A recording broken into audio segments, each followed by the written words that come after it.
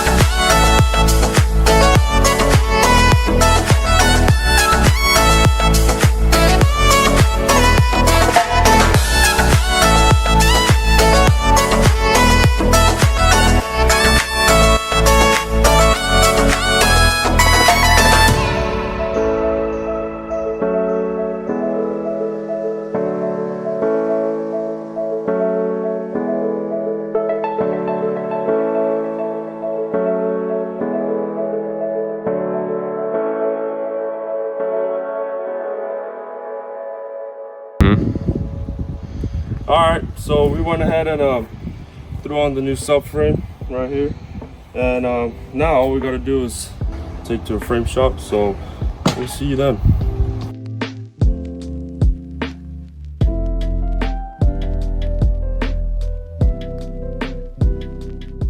So we just got the car back from the frame shop. We actually went ahead and threw on the radiator support on the front just to make sure everything lines up and everything looks good. Can't even tell it was ever hit, to be honest. Yeah. But that'll be it for the video. Make sure you guys like and subscribe. Stay tuned for the next part, and thank you guys for watching.